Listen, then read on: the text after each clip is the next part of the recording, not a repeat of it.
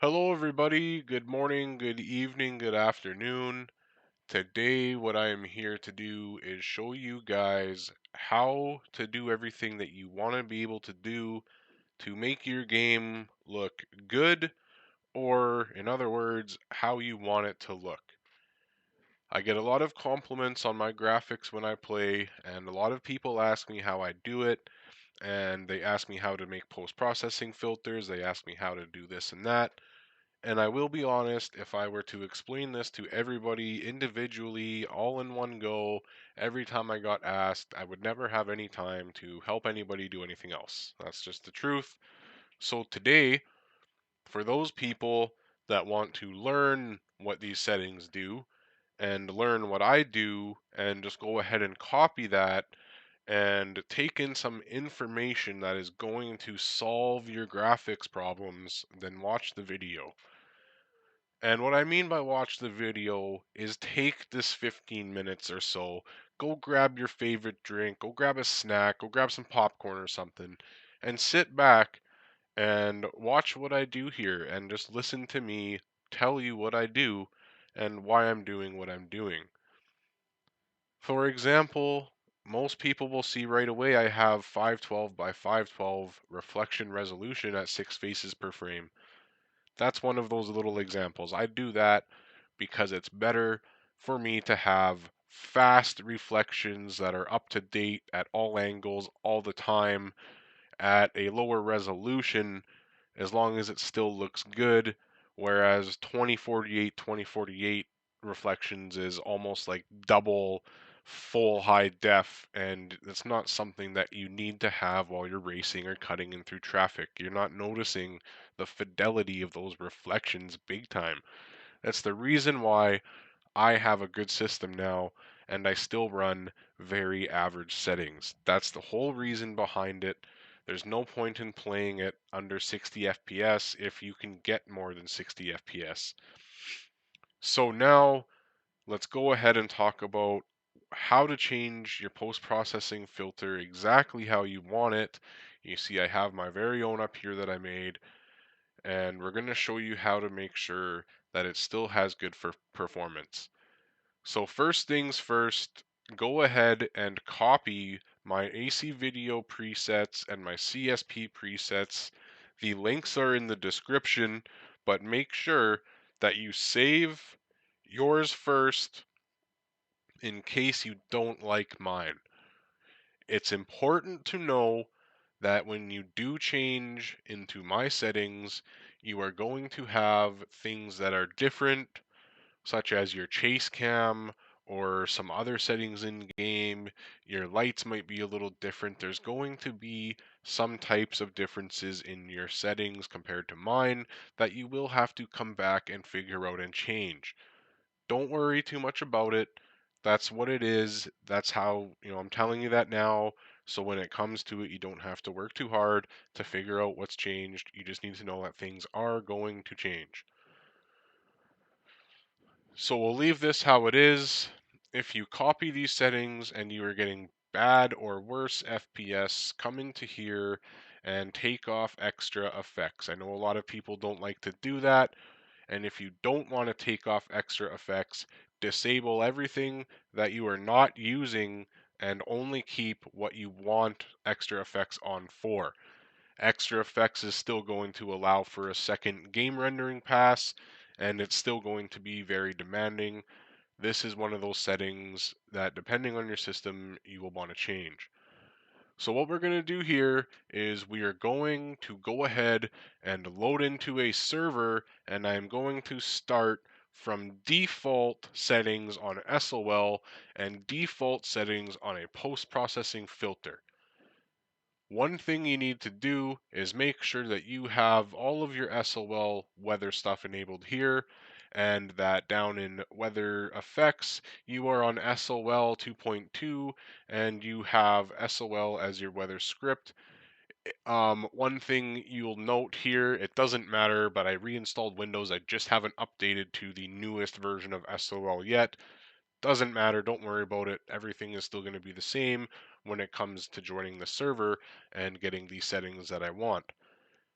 So let's go ahead and load in with the R34 Midnight Wanderer tune in the light traffic server.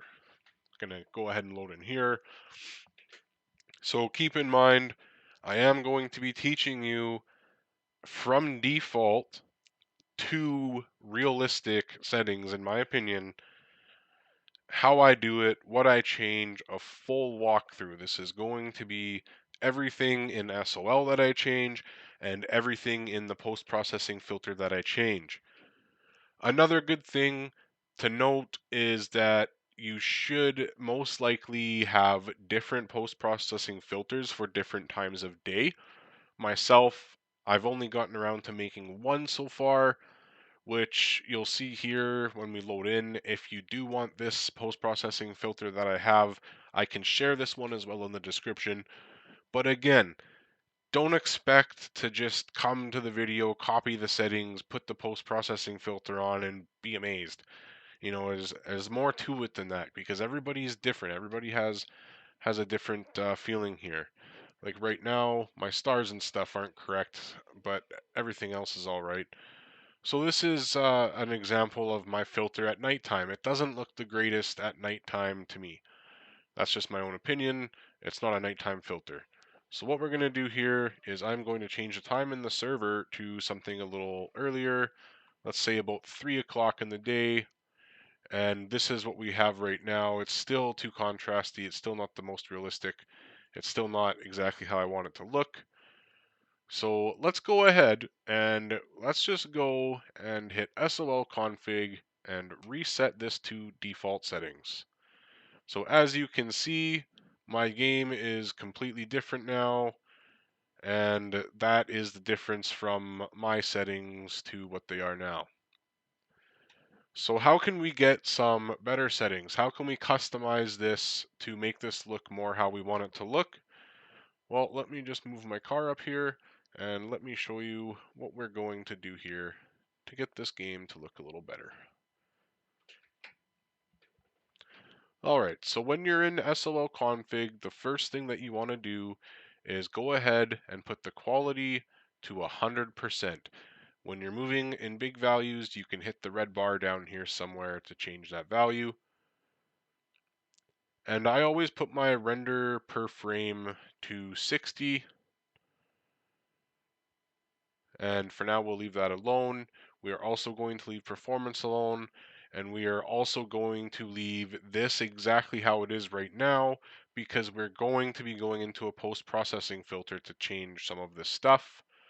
One thing I do every time is I hit modify godrays. This will remove any excessive, really excessive cloudy glare coming through your windows and stuff. Modify glare and this other stuff is going to be stuff we come back to if we can't be happy without that. On page 5, you always want to hit controlled by SOL for CSP lights.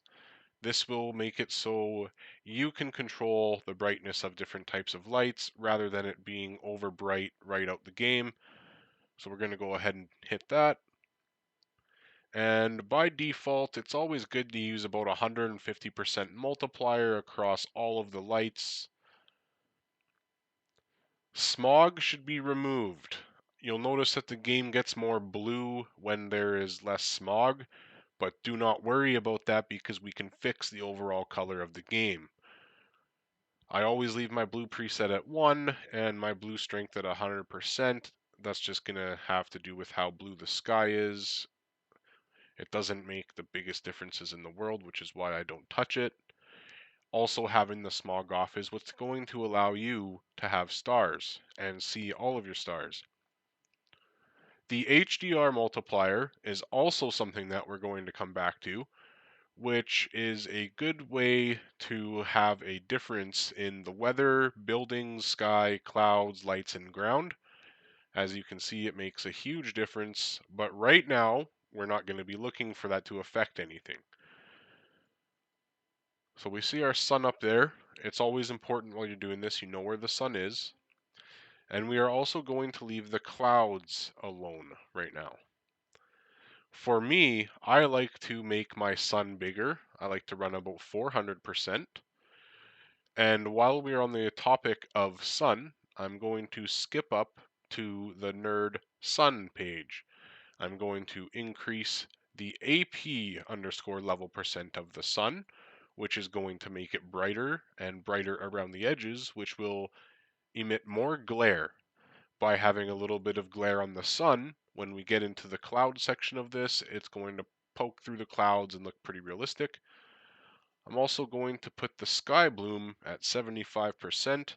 Modify speculars should be left on because it will change the look of the game just a little bit. And we're going to get going from here.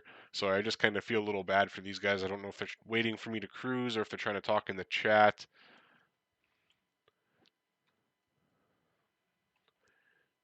So we're just going to let them be for now.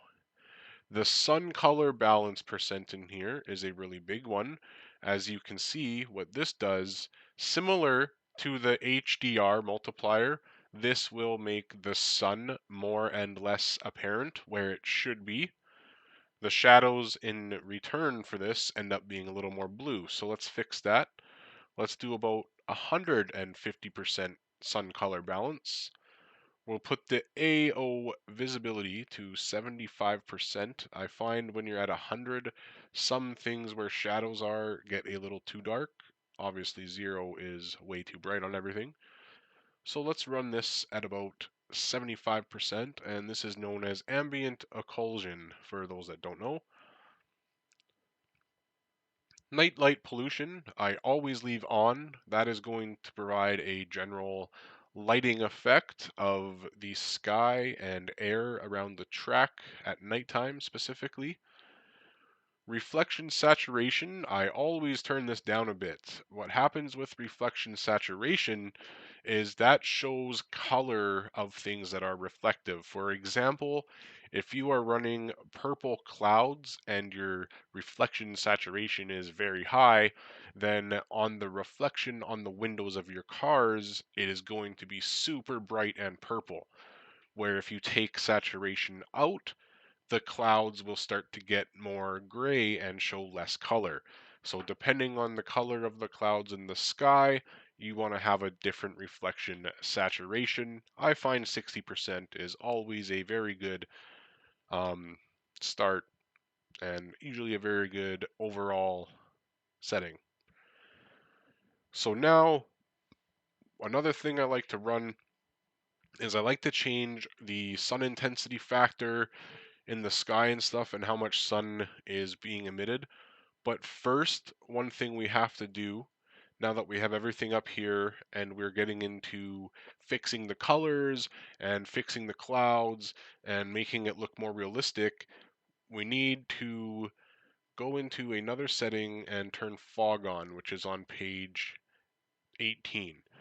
Now, the reason I like to use fog is because you can get a depth of field effect without actually having depth of field blur.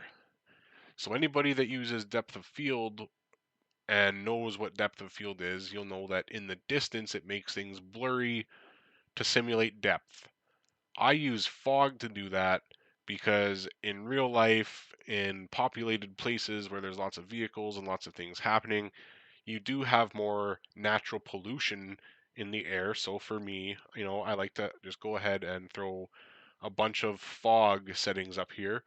But I don't want to do this to where it just looks like smoke in the sky, right? So I like to usually run somewhere around 12,500, and that's exactly actually what I'm going to put it at is 12,500. I like to sometimes increase or decrease the blend. As you can see, what that does is makes the fog less or more thick. So we're going to put it at about 90%. I basically want the buildings in the background to get blurry from the fog, but I want the buildings up close to show all of these nice sun reflections coming off of them. So now we're going to add some sun color into the fog here, just a little bit extra sun color. And for now, we are going to keep that exactly how it is. And for the CSP lights on page 20, This is going to affect how bright or not bright your lights are during the daytime on the ground and everything like that. I usually like to run about 50% for daytime and 50% for nighttime. Now the other settings that we have are the emissive days settings, which will increase or decrease the emissive of lights during the day and night. And we will run these at about 200% to start off. So as you can see, we still have lots of blue in the game that we need to get rid of and fix in the shadows. The blue that's coming through does not look good to me at all, so we will go to page 17 and go to the nerd ambient, where if we turn down the saturation, you can see we now are able to remove all of the blue that is in the game. Obviously, we don't want to remove all of the blue, but we do want to remove the majority of the blue. I find about 30% saturation usually gives the shadows just enough blue that they are very distinctively shadows without actually looking blue and appearing to be very ugly. Another thing I like to do is I like to turn down my ambient light. Sorry, I'm hitting the wrong setting. It's this one up here. And I don't like to have an overwhelming amount of ambient light on my map. I like the sun to show its light more than I like to see ambient light from lights and everything lighting up the track and stuff. So we've made some progress here. Another thing I'm going to do now that I've made this progress is I'm going to open up SOL custom weather on the right side of my screen, and I'm going to hit use, and I am going to turn up the ambient to get a little bit of a pinkish tinge in the sky there. This will give a little bit more ambient light and make the ambient light from things more apparent. For example, you should now notice that there's a little more sunlight visible in all aspects of the game, whereas before it wasn't as visible as this. So I like to also go to page 2, and I like to turn on some of the overcast, not to the point where it's blocking out the sun glare, but just enough to where it adds a small amount of difference to the game. And at this time of day, we can experiment with the weather badness, but that overall changes too much at this time of day.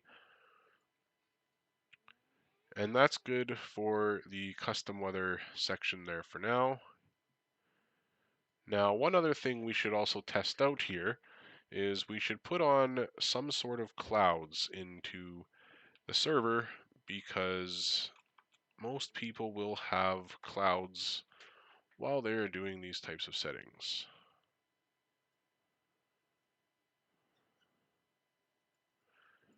Alright, it would appear that I don't have any clouds and I have the sun and the moon out at the same time. Let's go ahead and try a little bit different time of day.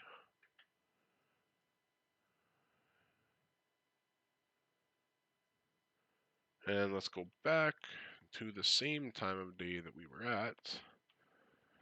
And let's pretend like everything is going perfect and that there's supposed to be clouds in the sky here and that nothing is wrong at all. So, the next thing that we're going to do here is what I would like to do is make a post-processing filter and show you guys how I get my post-processing filter. So what we can do is we can go down here and I can take it off the one that I'm on, and we can go to default and hit default. And as you can see on the default filter, I have no nice glare coming off the sun. My screen is overwhelmingly full of bloom and fog, smoke, sky stuff, and it's essentially ruined now the whole vibe that I was trying to create. So let's right click on default and hit create new. Let's hit that again. And this will be video test 1 filter. So now I have a filter which I am going to be creating, which is going to change everything for how this game looks here. So under general, we will hit full resolution.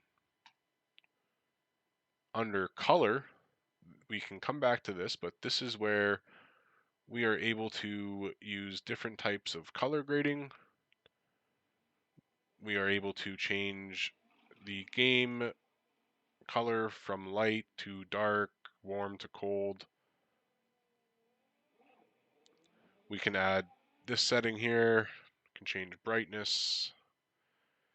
This is overall where you are going to make the game look as realistic or non-realistic as you want.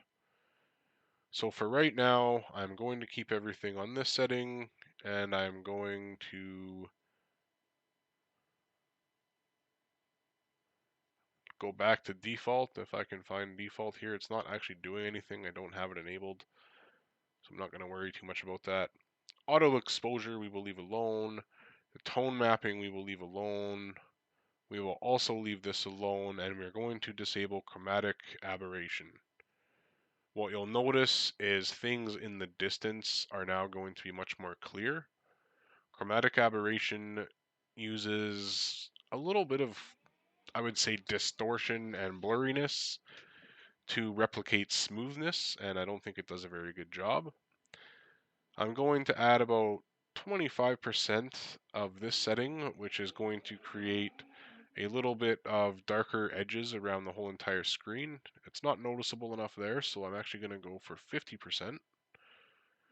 And this will make my game appear a little more focused in with the car and stuff now that there's a little bit of black around the edges of my screen. Lens distortion we leave alone. And welcome to glare. Glare is everything, okay? This setting here is absolutely everything. And you want 5 out of 5 quality. You want the glare to look the best. You don't want any one of these settings enabled. They will create effects that you don't want. We might not see it this time of day. And another big one is the bloom luminance gamma. Okay, watch this, guys. This one is huge here. So when you come into this setting, this is where you get that big ball of annoying light when you're on and off the brakes, when you're in the sky and stuff. This is one of those settings you need to change.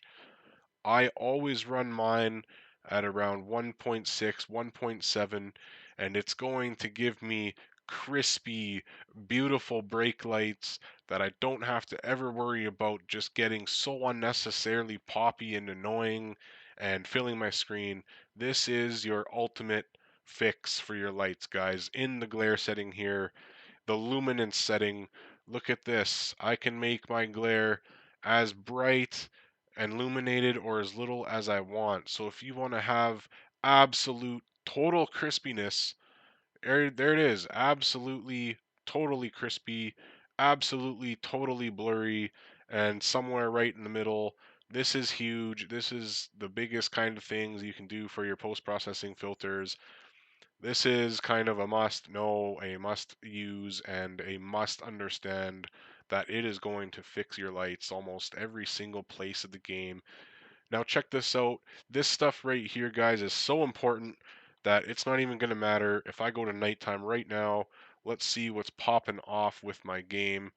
I don't have my nice sky because we changed it, but look at this. Look at those nice, crispy, beautiful brake lights. That is so crispy. It is so nice. Those are crispy, crispy, crispy brake lights. All right. I know I'm going off about these brake lights, but so many people, they go, oh, I got all this glare. How do I fix this glare? My game is wrecked. I don't know what I did. I don't know what this filter's doing. Here you go. Come down here and seriously change this stuff. Lower it all. This stuff is the best and the worst settings that you can have in this game, all right? So that's a huge thing, man. That's just massive. It's massive to know that. It's massive to understand that.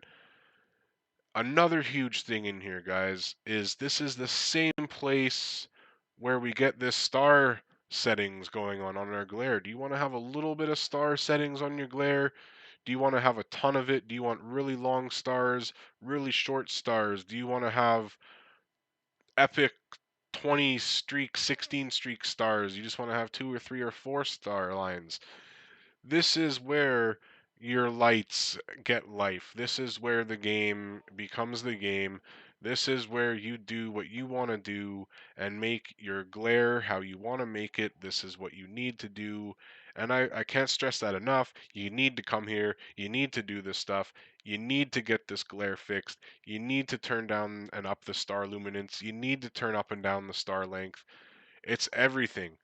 This is everything that you need to know, need to be able to do here. Come in here, mess with it. If you are sick of glare, if you're sick of bloom, if you're sick of every tunnel having annoying clouds of light, if you're sick of anything like that, this is how you fix it all. If you need any help with the post-processing filter stuff, you can feel free to ask, but this is how you figure it out.